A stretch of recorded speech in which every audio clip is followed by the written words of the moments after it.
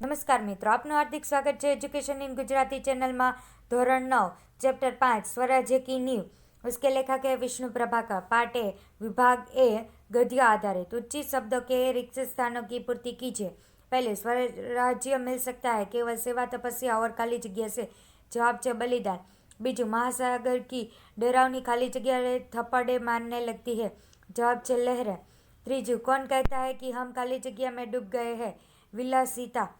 चौथू, मैं खाली जगह के लिए नाच सकती हूँ। जवाब है स्वराज्य। पांचमू, हमारी खाली जगह कलंकित न होने पाए। जवाब है वीरता। बीजो प्रश्न, निम्नलिखित विधान सही है या गलत, यह बताइए। पहलू, रानी की सेना के पास शक्ति है फिर भी यह वह दुर्लभ है। जवाब है सही। बीजू, तात्या ब्रह्मभोज में लगे हुए थे। जवाब है सही। त्रीजू, जूही अच्छी नर्तकी थी। जवाब है सही। चौथुं, लक्ष्मीबाई स्वराज्य की नींव का पत्थर बनना चाहती थी। जवाब है सही। प्रश्न तीजो, निम्नलिखित प्रश्नों के उत्तर एक एक शब्दों में लिखे। पहलू, झांसी की रानी अपना कौन सा राज्य अंग्रेजों से वापस लेने का निश्चय करती है? कालवी, ग्वालियर, झांसी। बीजू, रानी लक्ष्मीबाई की दो सखियों के नाम बताइए। जूही और मुंदर। त्रीजू, जूही युद्ध के समय कौन सी जिम्मेदारी संभालती है? तो परवाने की। चौथू, रानी लक्ष्मीबाई किस बात से तात्या पर नाराज थी? अनुशासनहीनता से। प्रश्न चौथा, निम्नलिखित वाक्य के कौन से किससे कहता है, यह लिखिए। पहलू, यह ओह समझी, तुम तो उनका पक्ष लोगी ही। मुंदर ने जूही से कहा। बीजू, बाई साहब आप यूं कब तक फटकारती रहेगी? तात्या ने रानी लक्ष्मीबाई से कहा। त्रीजू, सरकार आज मैं बराबर आपके साथ रहूंगा। मुंदर ने रानी लक्ष्मीबाई से कहा। चौथू, और मैं तो तोपखाना संभालूंगी। जवाब है जूही ने रानी लक्ष्मीबाई से कहा। प्रश्न पांचवा, सही वाक्यांश चुनकर निम्नलिखित विधान पूर्ण कीजिए। पहलू, जूही बातों बातों में सेनापति तात्या का पक्ष लेती थी क्योंकि तात्या के प्रति उनसे उसके मन में प्रेम था। बीजू, पेशवा की हार से लक्ष्मीबाई को खुशी हुई क्योंकि पेशवा की आंखें खुलने के लिए यह जरूरी था। त्रीजू, रानी का मन कहता था कि वह उनके जीवन का अंतिम युद्ध था। प्रश्न छठो, निम्नलिखित प्रश्नों के साथ दिए गए विकल्पों में से सही विकल्प चुनकर उत्तर लिखे। पहलू, जिस खाली जगह तुम जैसी नारियां रखने जा रही है वह निश्चय ही महान होगा। स्वराज्य की नींव। बीजू, वे ठोकर मारकर क्या दूर नहीं कर सकती? आंसर, जवाब है अपने सरदारों की मदहोशी। त्रीजू, जूही तात्या को कहाँ से खींच कर ला सकती है? जवाब है पाताल से। चौथू, लक्ष्मीबाई क्या पढ़ती थी? जवाब है गीता। पांचमू, तोपे किसके उपलक्ष्य में चल रही थी? जवाब है ब्रह्मभोज के। विभाग बे, व्याकरण आधारित। प्रश्न पहलो, विभाग ए के शब्द के पर्यायवाची शब्द विभाग बी से ढूंढकर लिखिए। प्रतिज्ञा એટલે પ્રાણ। બીજું, નાવિક, નાવિક એટલે મલ્લાહ। ત્રીજું, સહસા, સહસા એટલે અચાનક। ચોથું, પ્રલય, પ્રલય એટલે સર્વનાશ। દેવ, દેવ એટલે ભાગ્ય। છઠ્ઠું, દૂતકાર, દૂતકાર એટલે તિરસ્કાર। प्रश्न बीजो, विरोधार्थी शब्दों की जोड़ियां बनाइए। विभाग ए, स्वतंत्र, परतंत्र। बीजू, सेवक, स्वामी। त्रीजू, दुर्लभ, सबल। चौथुं, नाराज, राजी। पांचमू, गहरा, उथला। प्रश्न त्रीजो, उदाहरण के अनुसार शब्द बनाइए। देश, स्व प्लस देश, स्वदेश। बीजू, भाव, स्व प्लस भाव, स्वभाव। त्रीजू, तंत्र, स्व प्लस तंत्र, स्वतंत्र। चौथुं, धन, जन, स्व प्लस जन, स्वजन। प्रश्न चौथो, उदाहरण के अनुसार शब्द बनाइए। पहलू, सूर, सूरता प्लस शौर्य, शूरता અને શૌર્ય। બીજું, ધીર, ધીરતા અને ધૈર્ય। ત્રીજું, ઉદાર, ઉદારતા અને ઔદાર્ય। चौथुं, स्थिर, स्थिरता અને स्थैर्य।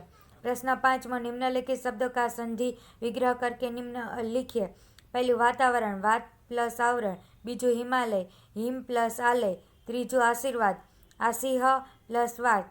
प्रश्न छठो, निम्नलिखित शब्दों के लिंग पहचान कर लिखिए। पहलू, मंजिल, स्त्रीलिंग। बीजू, माझी, पुरलिंग। त्रीजू, मजा, पुरलिंग। चौथुं, लपट, स्त्रीलिंग।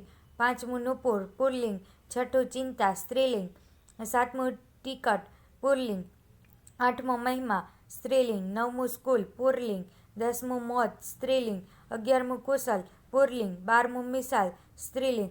प्रश्न 7 निम्नलिखित प्रत्येक वाक्य में से भाववाचक संज्ञा पहचान कर लिखिए। पहलू, कौन कहता है कि हम विलासिता में डूब गए हैं? जवाब है विलासिता। बीजू, काश हम उनकी मदहोशी दूर कर सकते तो बात ही क्या थी, मदहोशी। तीजू, लेकिन आज हमें देशभक्तों की आवश्यकता है। जवाब है आवश्यकता। चौथुं, ब्राह्मणों के आशीर्वाद का स्वर और भी तेज हो जाएगा। जवाब है आशीर्वाद। प्रश्न 8 निम्नलिखित प्रत्येक वाक्य में से विशेषण पहचान कर लिखिए। पहलू, महासागर की डरावनी लहरें थप्पड़े मारने लगी। जवाब है डरावनी। बीजू, हमारे पास शक्ति है फिर भी हम दुर्लभ है। जवाब है दुर्लभ। तीजू, 10 की ठोकर अविश्वास की खाई को और भी चौड़ा कर देती है। जवाब है चौड़ा। चौथुं, मेरा मन कहता है कि यह मेरे जीवन का अंतिम युद्ध है। जवाब है अंतिम। 9 निम्नलिखित वाक्य शुद्ध है या अशुद्ध यह बताइए और अशुद्ध वाक्य को शुद्ध करके लिखे। पहलू, वह बुद्धिमान स्त्री है। अशुद्ध, वह बुद्धिमती स्त्री है। बीजू, सविता ने चंद्रिका को बुलाई। अशुद्ध, सविता ने चंद्रिका को बुलाया। तीजू, आप यहाँ बैठो। अशुद्ध, आप यहाँ बैठिए। चौथुं, लता जी का आवाज़ मधुर है। अशुद्ध, लता जी की आवाज़ मधुर है। प्रश्न 10 निम्नलिखित शब्दों के लिए एक शब्द में लिखिए। पहलू, धरती और आकाश के मिलने का स्थान क्षितिज। बीजू, निराशा या क्रोध में मुंह से निकलने वाला श्वास निश्वास। तीजू, दही से बनने वाला एक व्यंजन श्रीखंड। चौथुं, ब्राह्मणों को खिलाए जाने वाला भोज ब्रह्मभोज। प्रश्न 11 निम्नलिखित मुहावरों के अर्थ लिखिए। पहलू, अंड जाना, किसी बात को मनवाने जिद करना। बीजू, हाथ से निकल जाना, अपने वश में न हो रहना। तीजू, नींद हराम करना, गहरी चिंता में डालना। चौथुं, आंखें खुलना, सत्य समझ में आना। पार्ट बी, प्रश्न पहला, निम्नलिखित प्रश्नों के उत्तर एक एक वाक्य में लिखिए। पहलू, रानी लक्ष्मीबाई की चिंता का क्या कारण था? रानी लक्ष्मीबाई की चिंता का कारण यह था कि बहुत प्रयत्न करने के बाद भी स्वराज्य उनके हाथ में नहीं आ रहा था। बीजू, रानी लक्ष्मीबाई ने क्या प्रतिज्ञा की? रानी लक्ष्मीबाई ने झांसी को फिर से जीतने लेने की प्रतिज्ञा की थी। तीजू, जूही देश के लिए किसे ठुकरा सकती है? जूही देश के लिए अपने प्रेमी तात्या साहब को भी ठुकरा सकती है। प्रश्न बीजो, निम्नलिखित प्रश्न के उत्तर 2 या 3 वाक्यों में लिखे। पहलू, बाबा गंगादास ने रानी लक्ष्मीबाई से क्या कहा था? बाबा गंगादास ने रानी लक्ष्मीबाई से कहा था कि समाज में छुआछूत, अछूत, ऊंच नीच और विलासप्रियता से होते हुए हमें स्वराज्य नहीं मिल सकता। स्वराज्य केवल सेवा, तपस्या और बलिदान से ही मिल सकता है। बीजू, जूही किसके लिए नाच सकती थी, किसके लिए नहीं? जूही स्वराज्य के लिए नाच सकती थी, पर जो लोग विलासिता में डूबे रहते थे उनके लिए नहीं। लक्ष्मीबाई को कौन सा दर्द कचोट रहा था? लक्ष्मीबाई के सहयोगी विलासिता में डूबे हुए थे, लेकिन लक्ष्मीबाई उन्हें ठुकरा नहीं सकती थी, उन्हें यही दर्द कचोट रहा था। चौथुं, पेशवा की हार का समाचार पाकर रानी ने क्या किया? पेशवा की हार का समाचार पाकर रानी ने कहा, यह अच्छा हुआ, अब पेशवा की आंखें खुलेगी। पांचमुं, तात्या रानी लक्ष्मीबाई के सामने लज्जित हो उठे।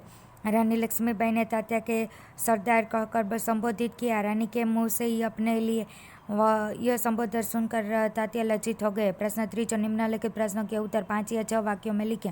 पहलू, मार्ग में हिमालय अड़ने डरावने लहरों के थप्पड़े मारने नाविकों के सो जाने से क्या अभिप्राय है? रानी लक्ष्मीबाई को अपनी प्यारी झांसी शत्रुओं के हाथ में चले जाने का दुख है। स्वराज्य की मंजिल हर बार पास आकर दूर चली जाती है। रानी स्वराज्य को पास आते हुए देखती है, पर तभी हिमालय पीछे सी बाधाएं उनके मार्ग में आ जाती है। अब वे इन बाधाओं को पार करती है तब मुसीबतों के महासागर सामने उमड़ आते हैं। जब वे उन्हें पार करना चाहती है तो देखती है कि नाविकों सो रहे। ये नाविक उल्लास में डूबे हुए। उनके साथी सेनापति तात्या राव साहब बाधा के नवाबादी। बीजू, रानी लक्ष्मीबाई देशभक्ति की एक अद्भुत मिसाल थी। समझाइए। रानी लक्ष्मीबाई हमारे इतिहास का एक अत्यंत तेजस्वी चरित्र है। स्वराज्य ही उनका अंतिम लक्ष्य है, जिसके लिए वे बड़े से बड़ा बलिदान दे सकती है। स्वराज्य की नींव बनने में ही वे अपने जीवन की सार्थकता मानती है। उन्हें राग रंग से सख्त नफरत है। उन्हें यही चिंता है कि स्वराज्य के लिए लड़ रहे उनके सैनिक की वीरता कलंकित न हो पाए। सचमुच रानी लक्ष्मीबाई देशभक्ति की एक अद्भुत मिसाल थी। त्रीजों, रानी लक्ष्मीबाई निराश क्यों हो गई? रानी लक्ष्मीबाई के स्वराज्य पाने के प्रयत्न विफल हो रहे थे। झांसी के उन्हें हाथ से निकल जा रही थी। उनके पास शक्ति थी, फिर भी वे दुर्लभ थी। तात्याऊ जैसे कुशल सेनापति होते हुए भी सेना के में अनुशासन नहीं था। रानी के सहयोगी विलासिता में डूबे हुए थे। वे युद्ध में साहस और शौर्य दिखाने बदले ब्रह्मभोज के आयोजन में पड़े थे। ग्वालियर जैसा किला हाथ में होते हुए भी वे कुछ नहीं कर पा रही थी। शत्रुओं को अपना शिकार बनाने के बदले वे खुद विश्वासों के शिकार बन रही थी। अपने पक्ष की ऐसी स्थिति देखकर रानी लक्ष्मीबाई निराश हो गई। Thank you.